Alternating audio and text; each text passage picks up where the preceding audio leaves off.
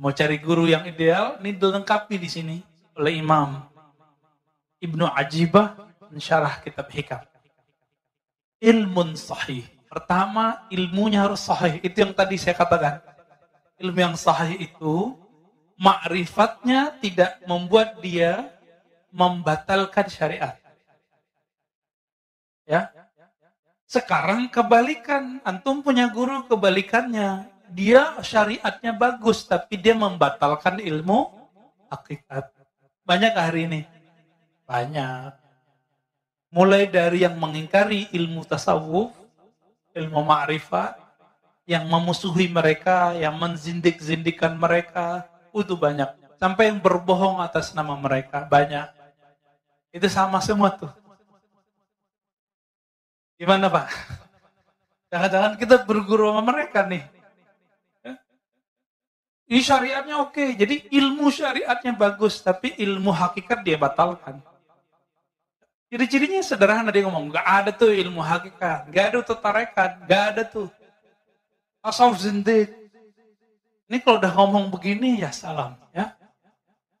Jadi berarti ilmunya belum sahih. Sebaliknya, ma'rifatnya tinggi, tapi dia mengingkari syariat.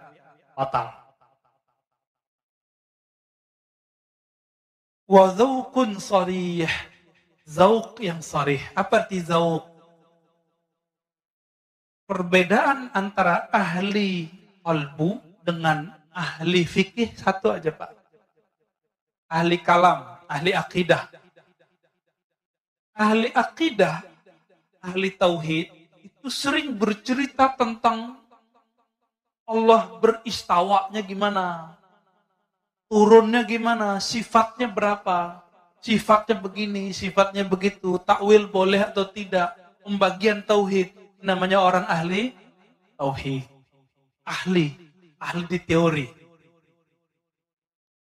Tapi orang ini kebanyakan tidak merasakan kehadiran zat yang dia ceritakan. Dicek aja sholatnya Pak, ini bisa ngomong Pak. Sajanah ini bisa ngomong, tempat ini bisa ngomong. Apa kata Imam Yahya bin Mu'adz Ar-Razi, Imam Salafus Saleh? Ahli kolbu itu bisa mencium harum semerbaknya kolbu para wali.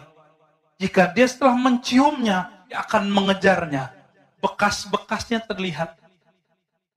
Sajadah ini bisa ngomong, siapa aja yang sholat di sini bisa ngomong. Kalau kolbu kita harum, kalau kolbu kita ada nur di situ.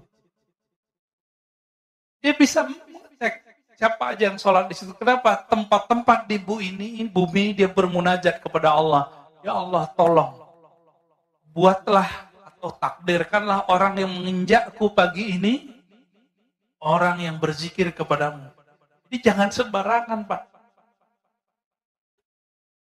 Makanya Nabi ketika bersandar ke satu tiang, tiangnya menangis saat Nabi pindah ke mimbar. Kenapa? Di dalam tiang itu ada spirit yang Allah tiupkan juga di situ. Lalu Nabi ngomong, kamu pilih di surga. Kalau dia di surga, maka dia dikeluarkan spiritnya dari si kayu, dia dikembalikan ke spirit aslinya. Atau engkau tetap menjadi sandaran ke dunia. Baru diam Pak. Ini Nabi itu berbicara ke tiang dan itu terdengar oleh sahabat-sahabat nangisnya tiang itu. Zauqun sarih, zauq yang sarih, zauq yang jelas. Perbedaannya cuma satu. Ahli qalbu merasakan Allah, sedangkan ahli akidah menteorikan Allah. Nah, di bab teori ini banyaklah orang salah menyalahkan. Ya. Seorang ustadz mengatakan apa? Akidah Asy'ariyah, orang belajar sifat 20 sesat. Banyak Pak. Zauq yang salih, lisannya membaca nama Allah, qalbunya merasakan yang punya nama. Disebut dengan zauq yang salih. Jadi lisannya dibenarkan oleh kolbunya seiring dengan lisannya. Baru disebut zauqun sarih. Jadi enggak sandiwara. Ya. Ya banyak, saya udah ketemu banyak ahli zikir Pak, yang pura-pura nangis depan muridnya juga ada. Ya, sebelum ketemu dia bahasa-bahasain dulu matanya. Kita lihat. Ya semenjak saat itu saya nggak mau lagi ikut kajian dia. Ya. Kita melihat kepalsuan-kepalsuan itu ada. Orang mengira ini kesalahan ahli zikir kalau tidak berguru atau berguru mentok ditinggalin gurunya. Dia kira puncak dari zikir nangis, enggak. Puncak dari zikir adalah ma'rifatul mazkur. Mengenal siapa yang dizikirkan. Itu puncak dari zikir. Bukan nangis. Ya, orang susah juga bisa nangis. Orang kejepit kakinya juga bisa nangis. Ya, orang lagi ada masalah. Terus sholat nangis, apakah ma'rifatnya tinggi? Enggak.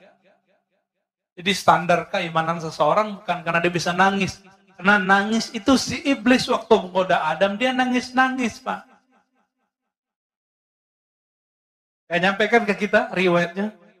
Iblis itu waktu goda Nabi Adam, dia nangis-nangis, Pak.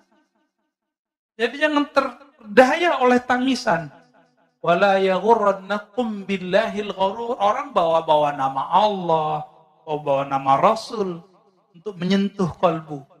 Tapi ternyata itu waswas syaitan. Ciri-cirinya itu dia berbohong atas nama Rasul sallallahu alaihi wasallam. Ya, aslinya gergetan, Pak, dengan orang yang berbohong nama Rasul itu.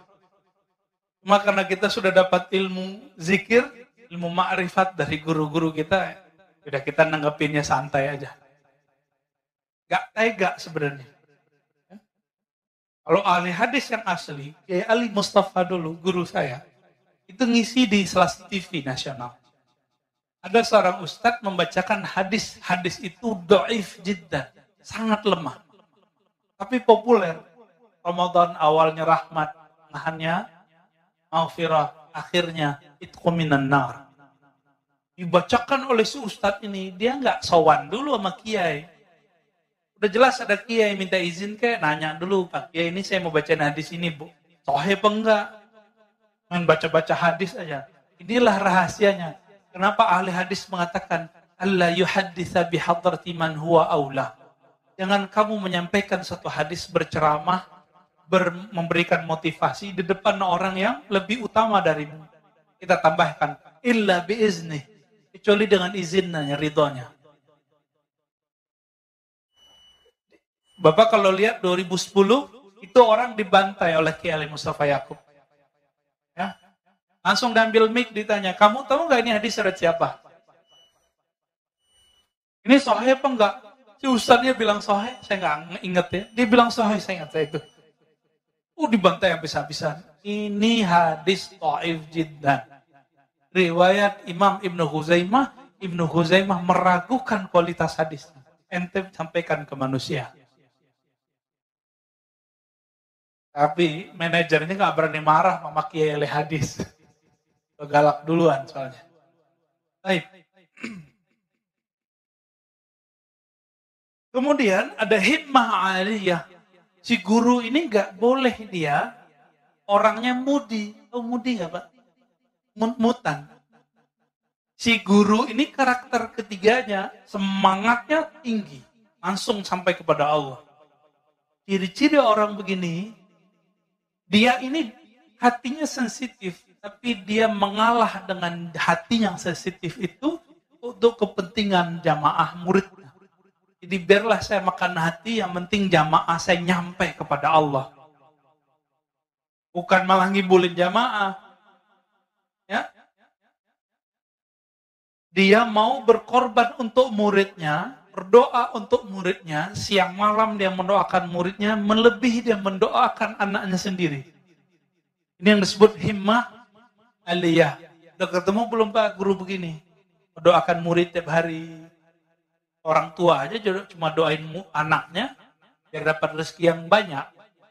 Mana orang tua berdoa, ya Allah, kumpulkan kami bersama keluarga kami, anak-anak kami di surga. Lapangkan rezekinya, masukkan dia ke surga. Jarang kan yang doa begitu. Rata-rata berrezeki. Kayaknya hidup rezeki doang. Kalau guru lebih dari itu, guru mendoakan, ya Allah mudahkan hidup murid-muridku. Kumpulkan kami bersama nabimu di surga. Guru Pak. Karena yang disebut himmah aliyah. Himmahnya nggak cetek. Ya? Maka guru begini, dia punya akses syafaat. Walaupun dia tidak bisa memberi syafaat secara mutlak, dia harus dapat izin dulu dari Nabi Muhammad Sallallahu Alaihi Wasallam. Kalau sudah ketemu orang begini, Bapak ambil ilmu dari dia. Karena apa? Karena dialah yang disebut al-mursyid al-kamil. Mursyid yang ideal.